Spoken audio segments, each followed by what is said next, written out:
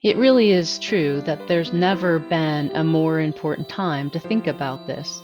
Our stakeholder groups are holding very important the role that ESG performance has in companies with whom they choose to work or invest.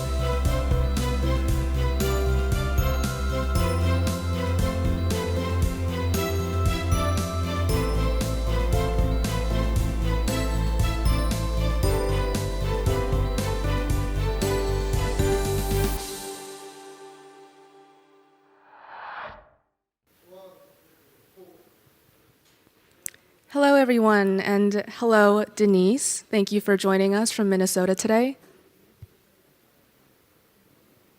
Inviting me.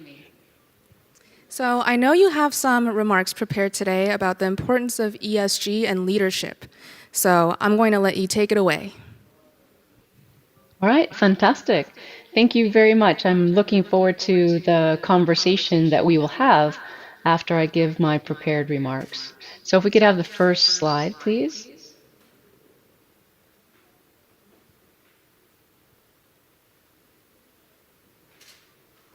Thanks. So I titled the presentation, I know the entire conference is really about ESG and the uncertainty that we are all facing. And I thought I would share a couple of examples about how 3M has been approaching this over the last 10 or 11 months. Next slide.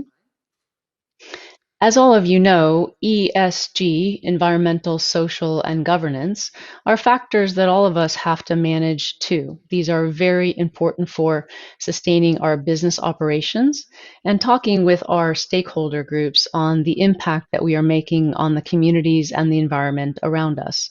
So you can see here the classical sorts of definitions for each one of those categories. But as all of us know, during 2020, we've had some unusual events which have allowed us to think about each of them a little bit differently, particularly the COVID-19 pandemic, which is an environmental factor beyond our control, and as well, social unrest that started in the United States and really has spread all around the world during this calendar year. Also, in part, exacerbated by the COVID pandemic, where we're seeing some disadvantaged communities or under-resourced groups more severely impacted by this pandemic.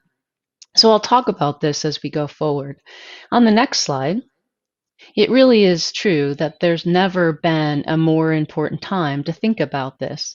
Our stakeholder groups are holding very important the role that ESG performance has in companies with whom they choose to work or invest. And so we see this from all shareholders and stakeholders.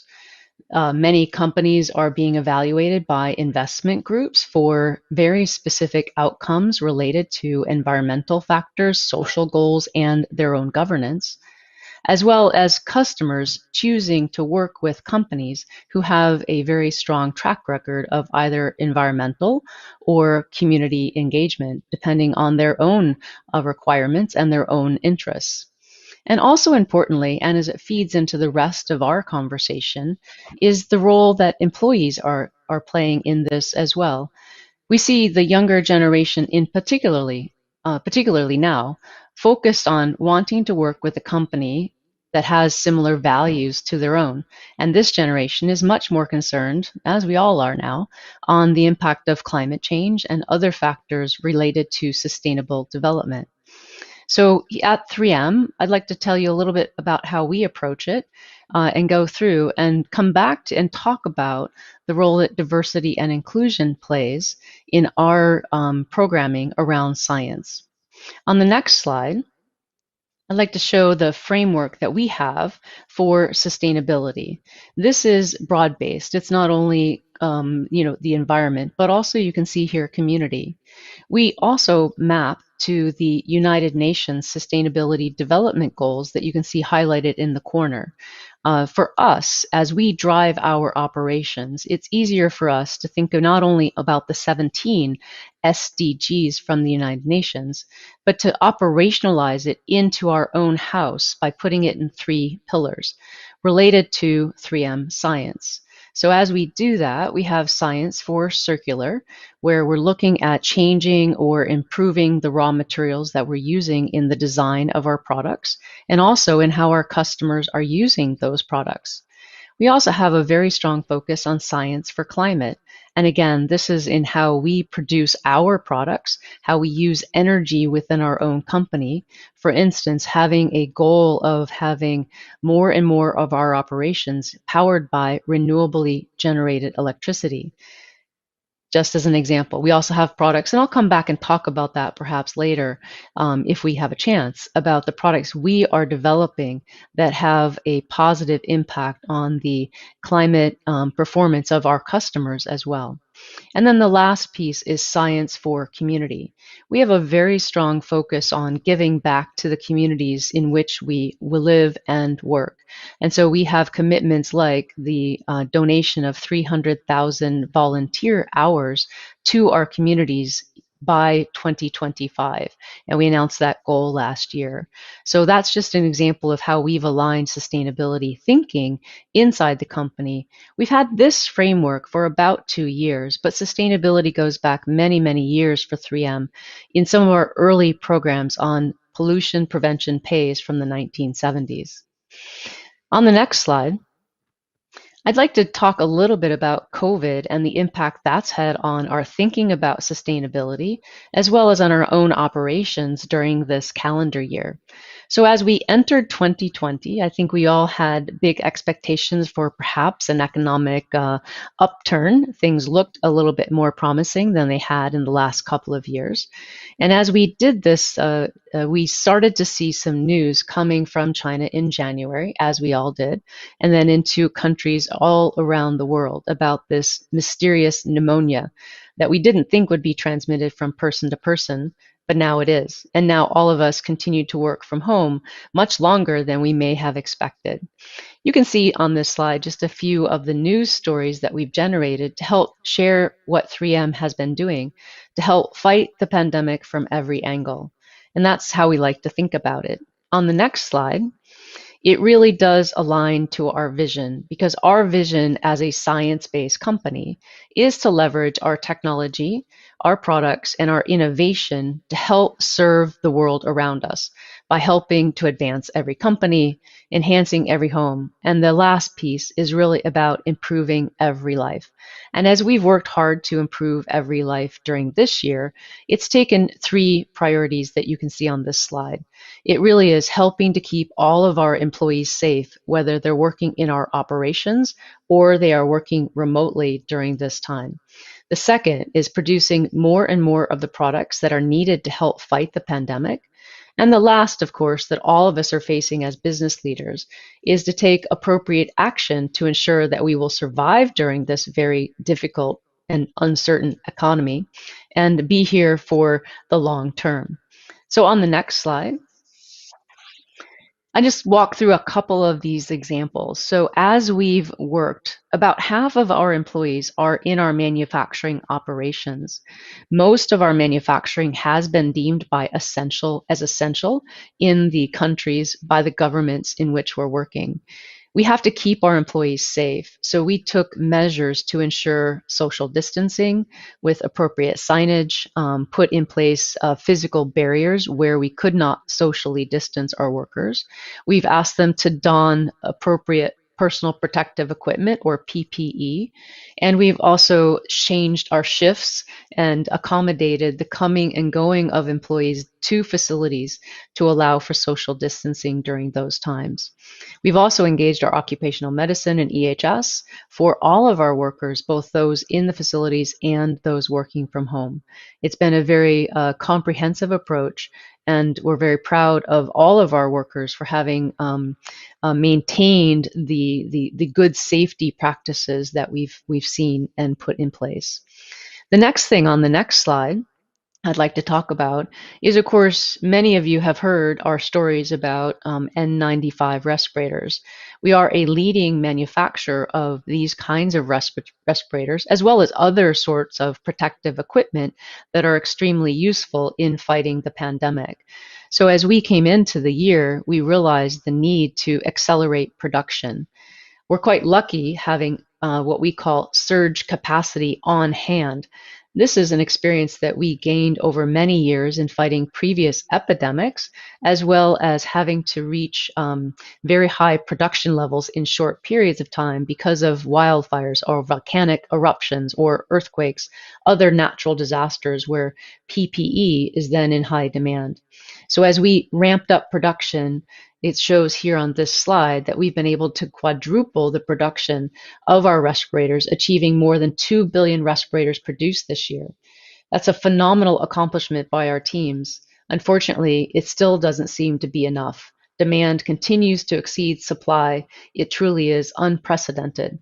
However, we are committed to continuing to do everything we can to help fight the pandemic, both through production of these kinds of products and in some other avenues that we've also pursued.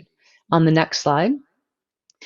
I'll show an example. One of the ways we can do that is to collaborate with other companies, taking on unusual partnerships, as I'll talk about now.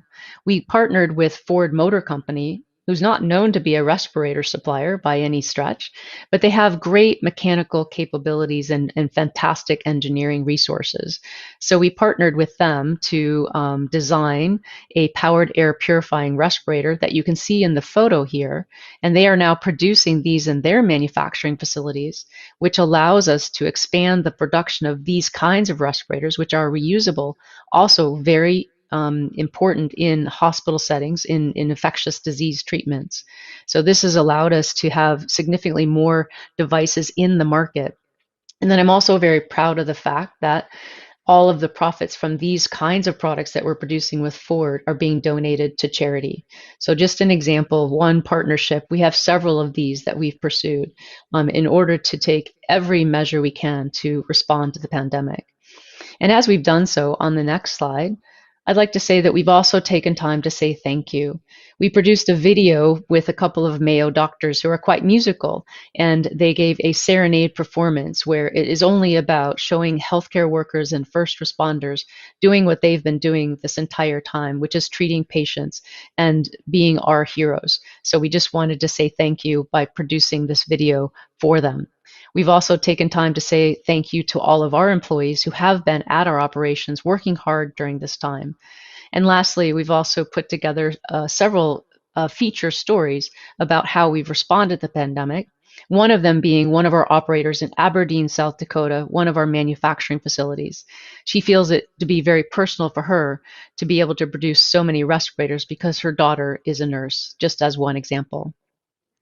On the next slide, in the spirit of ESG and making sure that we are doing our part to communicate clearly and accurately the information on how 3M has responded, we also, of course, have a website where you can look up all the information, how we've responded in terms of the manufacturing production, the timeline of actions, how we've worked with customers and governments all around the world.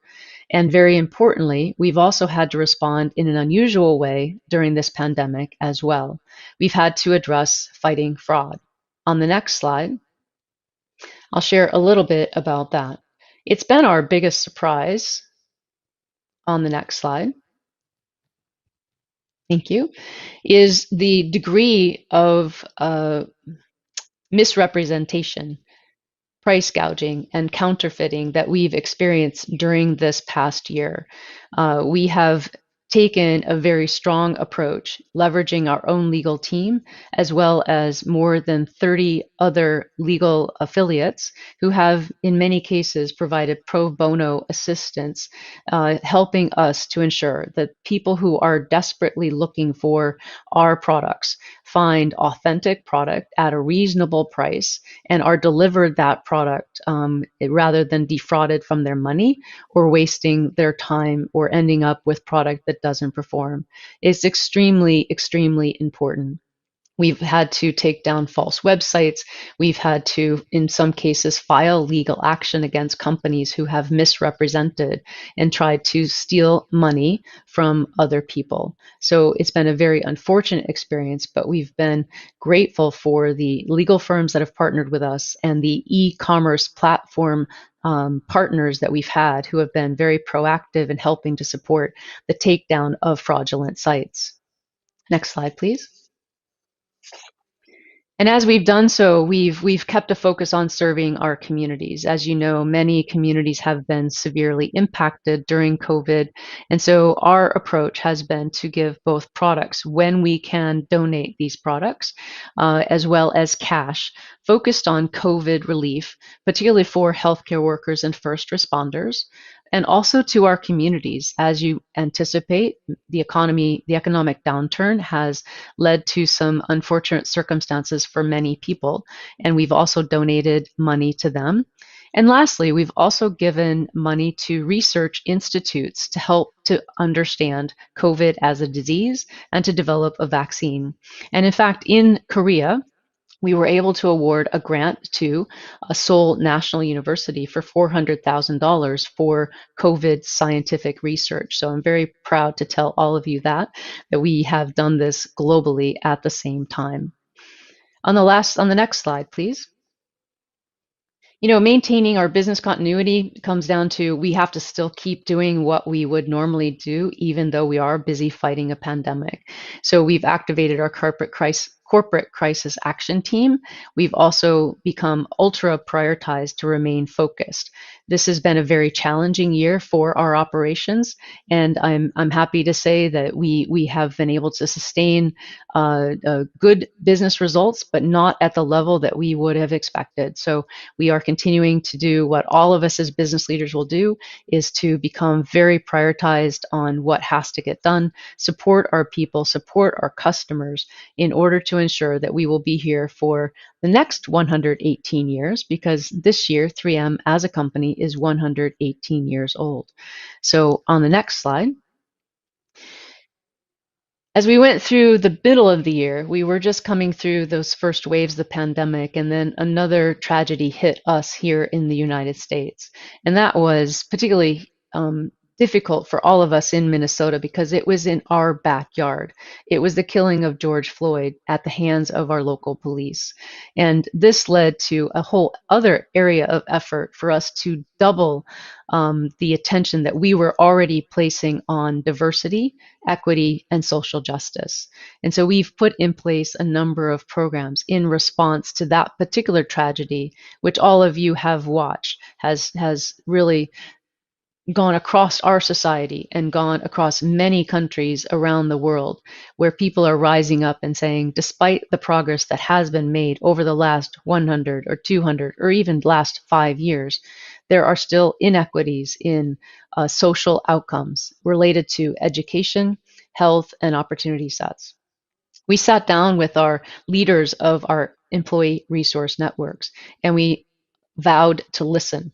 We learned a lot by listening more deeply. And as we did that, we became more understanding of the challenges that our people actually still face in our company and in their communities today.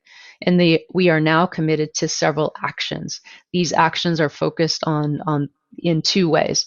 One is things that we can do to help to advance racial justice for the future of work, being a more diverse and inclusive company, by supporting educational initiatives, community partnerships, and looking to hire people with different backgrounds, different ways of thinking, whether those are through education, it's their own particular ethnic background, their gender, their sexual orientation, or their religion. We have many ways that we can continue to drive diversity and enhance inclusion in our companies. And so we are committed to doing this in our communities as well as within our own company. One example I'll talk about beyond racial and social justice is the actions we've been taking, particularly for gender equality and gender diversity. Next slide, please. We've had for many, many years a women's leadership forum, and I'm proud to say that it's global and that I had a small role to play in helping to make it global. Because when we went global back in 2013, I was the area vice president of 3M Latin America. And we deployed this network into Latin America in a way that could be aligned to the global operation, but also focused on the particular nuances that we would face in dealing with gender equity in Latin America. After that assignment, I was able to have assignments into Asia, and I led both 3M China and 3M Japan, two countries where we have also significant challenges in gender diversity with the advancement of women into management. We focused in both instances on how women can help to understand advancing themselves, how we can help leaders understand how to advance women, and also addressing the culture of the company. So I would be happy to talk about this a little bit more. We have made significant progress. Today at 3M worldwide, we have 31% females in management, and overall at the company, we're at 35%. Now, it probably should be 50-50, but we are making good progress. When I think about women in STEM, however, we still have a lot more progress to make because, on average, the amount of women we have in our scientific community is probably in the range of 25 to 30%. And for women in management, it might only be 25%. So we can do a better job in increasing the number of women we have in STEM fields at our company. And then that sort of allows me to also think about, well, how could we do that? One thing is to continue to advance our thinking about science as a great platform from which to build a career. And so, if you don't mind, I'd like to talk a little bit about the importance of science, and then perhaps we can come back in the discussion and talk about women in science at the same time. Next slide. Every year we do something called the State of Science Survey, and through that we collect the statistics and publish an index. This is also available on our website, and it is really a great survey. We go to 14 different countries, survey a random 1,000 people in each one of those countries, and we assemble from that information that helps us understand what people in our communities are thinking about science. It's very important for us to understand that for a couple of reasons, because it is influencing and informing how we will choose to do science outreach. It also is helping us understand how to communicate about our company and our products with communities all around the world. So let me share just a few statistics with you. Next slide. We are seeing an increased understanding of science being important in our lives. It's still only 69%. And if you think about all of the technology that we're using every day, for example, I'm talking to you from St. Paul, Minnesota, courtesy of technology. It's up 11 points, this understanding of how important it is, but still only at 69%.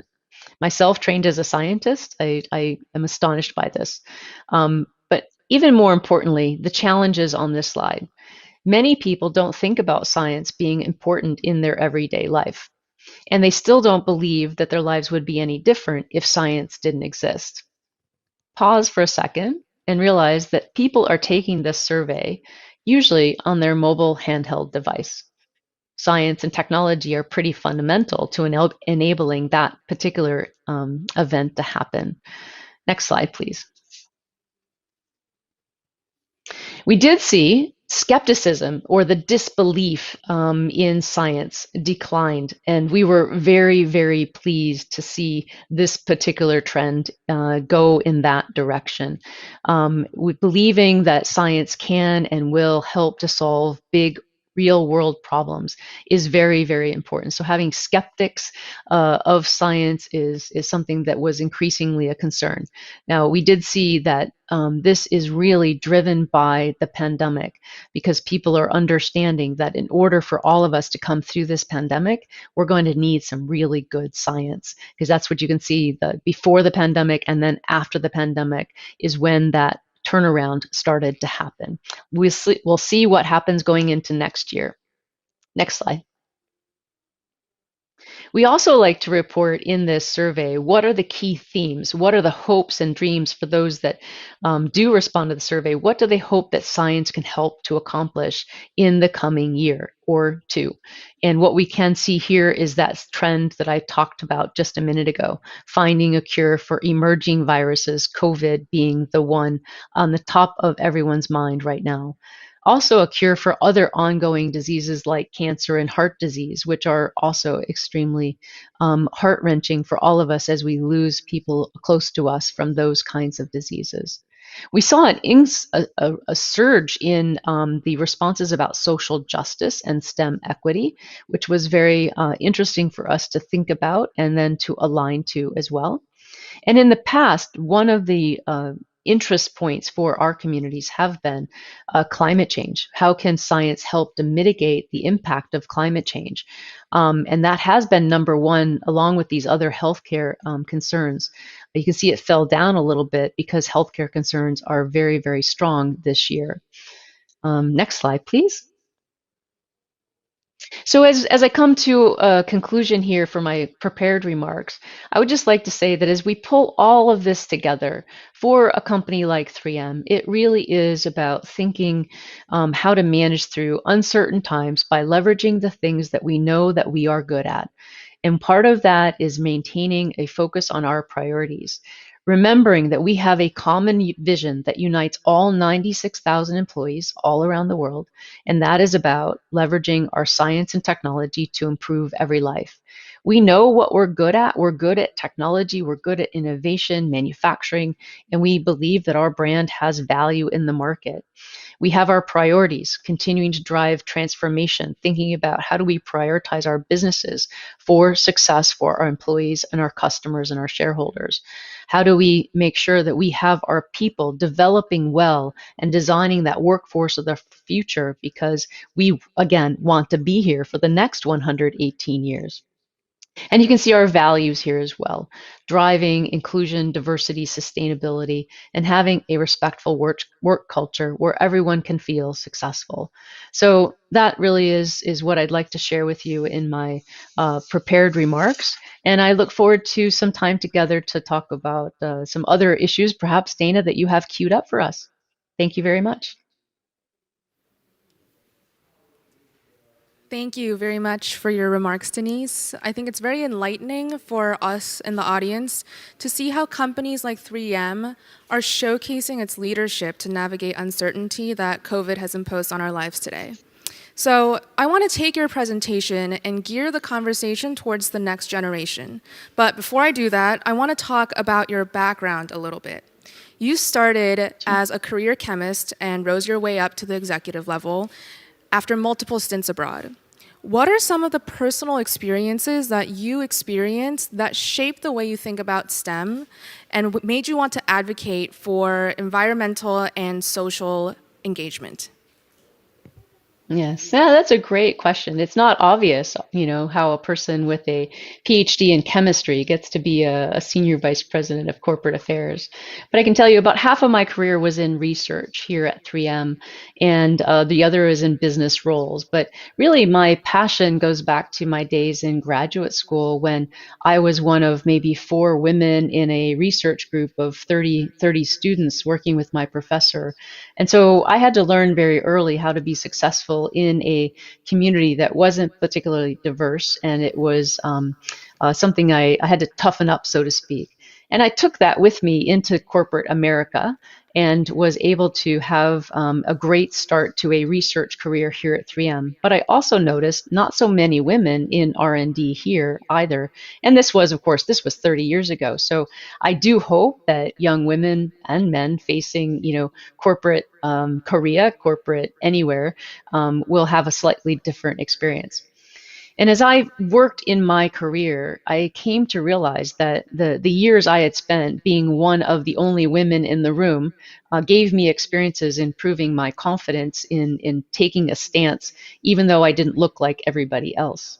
But as I moved around the world in my different roles, I saw that people in those meetings with me who were maybe the only other woman or maybe the only other foreigner as I moved around the world, and I was the one foreigner in some cases too, didn't have the same confidence or the same ability. And I realized that corporate culture of being inclusive and asking people who are different to speak up is very, very important. And that's where I started to have this passion in my R&D community, in my R&D experience, and then in my management experience for stopping, pausing, asking people who are too quiet in meetings to speak up, because they're either being quiet because they don't have the confidence, or they just don't feel like there's been a moment that they could speak up because they might think that what they've got to say isn't important because they're different. So it really goes from those early days in my graduate school career all the way to something I remain passionate about today. So, I'm really glad that you brought up representation because it's very important for young girls to have role models or mentors who can show them that STEM is a field that they can pursue. So, what are your thoughts on the amount of access that young girls have to mentors in STEM, and what can companies do to become more involved? Right. I think the first thing that I would recommend is for all of us just to understand that this remains a challenge. As I mentioned in my presentation, despite the progress we've made over many years, we're still not at equity in terms of representation. And representation is important for women in STEM. It's important as we're finding in our racial justice initiatives as well. Having people who can be seen as role models for the younger generation, people who have been successful, is very, very important. And I can share a story that when I was in 3M Japan, we have women in management, but I'm not happy with the statistics there. The team knows that. I believe we have similar challenges in Korea, and our 3M team on the line knows that as well. And part of it is having a culture, a workplace culture that allows people to have a life and a career, and feeling like they can do that, and being included in important decisions. For instance, in Japan, I can't speak to Korea in person because I've traveled to Korea many, many times, but I've not lived in Korea. But I have lived in Japan. And I know how important it is to have those long days in the office, often followed by a dinner and some social discussion, where also important career discussions and topics can be discussed. It's difficult for people with families who may not be able to have those long, long days to have access. So we have to find other ways of including, mentoring, and developing talent beyond the traditional methods. And so as we've looked at that, we've taken several avenues. We've leveraged our Women's Leadership Forum. We've leveraged Lean In circles. You may know Sheryl Sandberg from Facebook has written a book called Lean In. It's great. It's available in many, many languages. I actually gave it to everyone on my leadership team, 13 men, 2 women at that point in Japan, gave it to them in Japanese, and very formally asked them to please read this book. Went around in the circle. And then we had discussions, because it's important to get the conversations on the table, to realize that we are not where we want to be, and to have a very open, candid conversation about what we can do together to change the culture, which will then change the ecosystem, and we will be more successful then. And I completely agree with you. And earlier in your presentation, you mentioned the importance of inclusivity. So, could you talk a little bit about how you and your role at 3M make the business case for diversity? Yes, yes. Diversity and inclusion, they're both super important because, diversity is about having more people at the company who look different, who think differently, come from different universities, different ethnic backgrounds. But inclusion is getting them to speak up and give us their best ideas as they are with us in the workforce. And both are super, super important. So, in my experience, the business case is we can't afford not to be more diverse, as we are facing generation that is smaller in size, with the retirement that we're all facing everywhere around the world of the retirement of the baby boomers. Right? It was a fantastic, strong generation that built so many economies all around the world.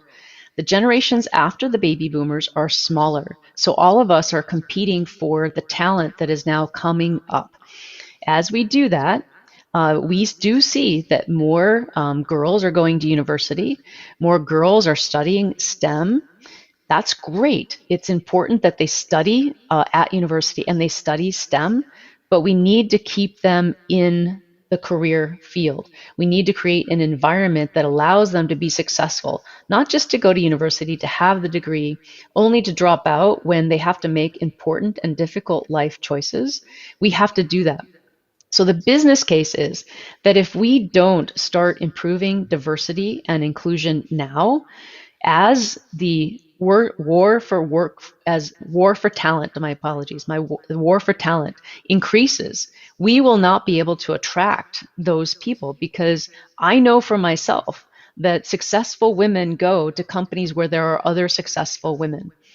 We want to be able to have that representation and to be attractive to a generation that will make choices to go to companies where they know they can be successful because they see other people like them. They have role models.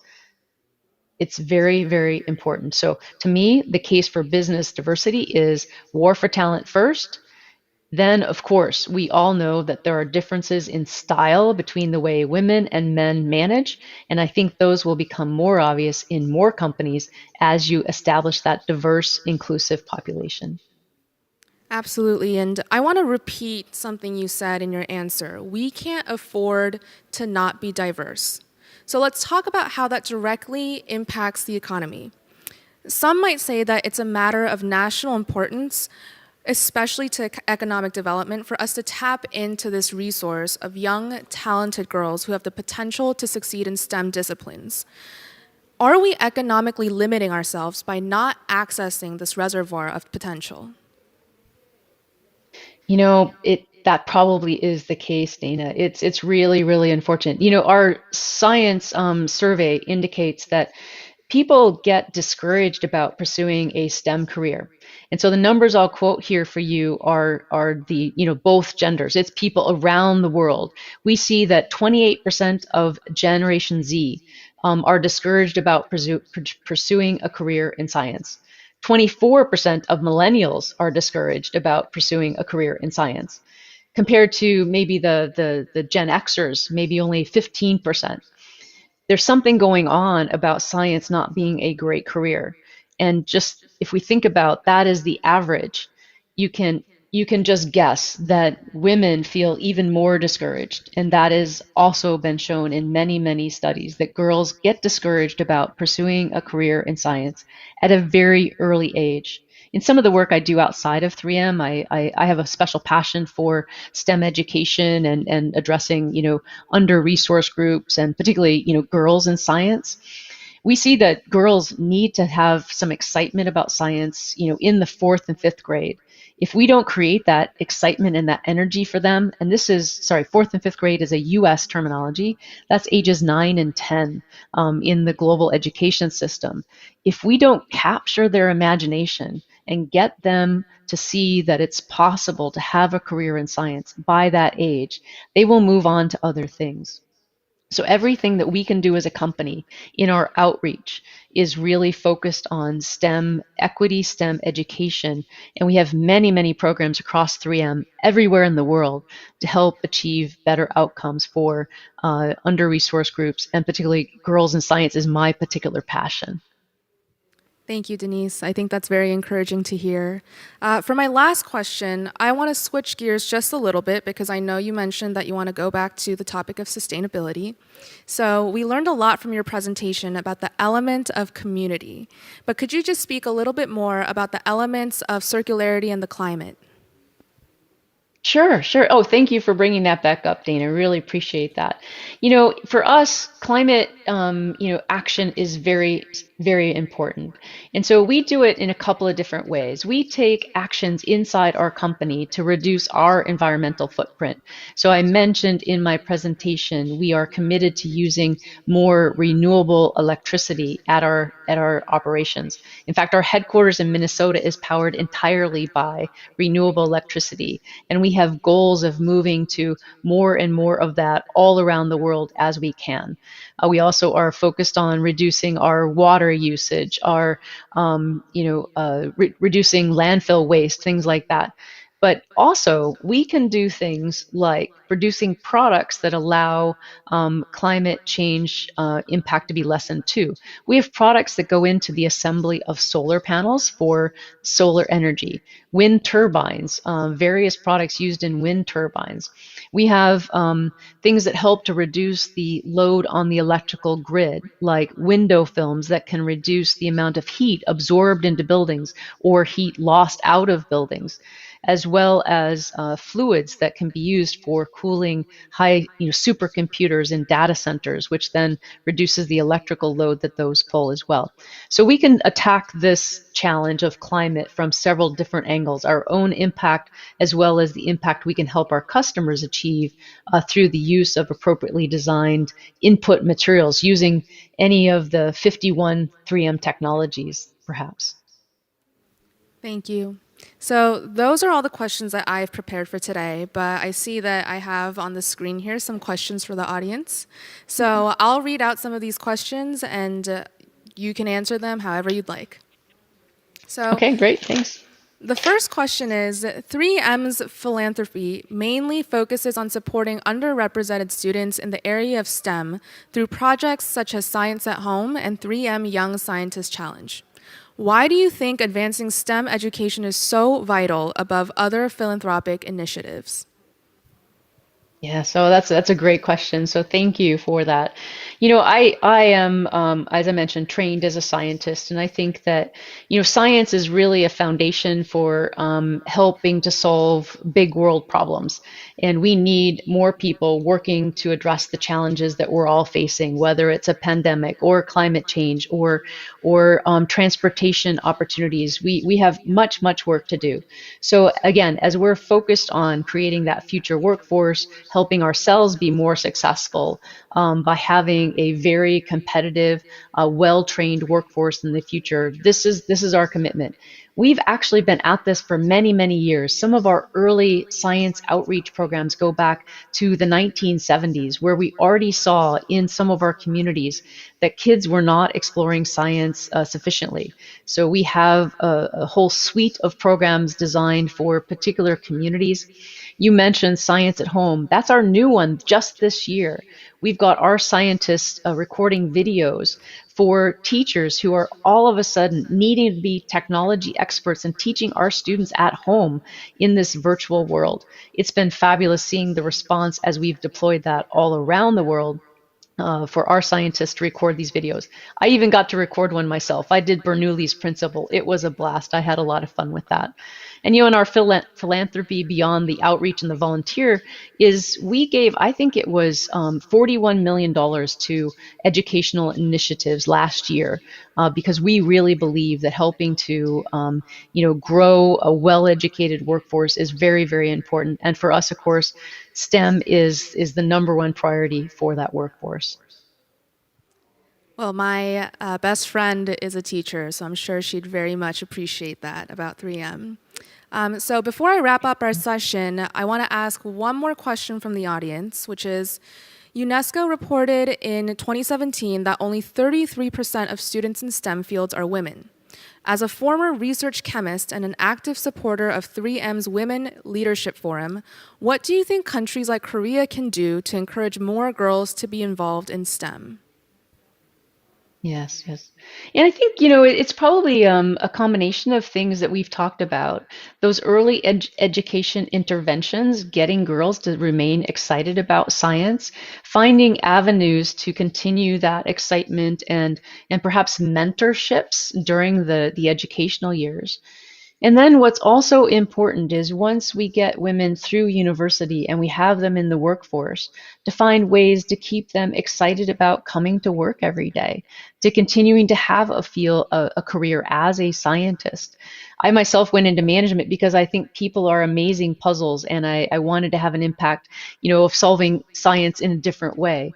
But I have many friends who have remained scientists at 3M and have had rewarding, successful, fulfilling careers. We are a company that enables that by having an ecosystem of support around them, supporting families, supporting their career progression. I think it's very important for all of us to understand what it takes to be able to do that. And I know Korea is making great strides in that direction.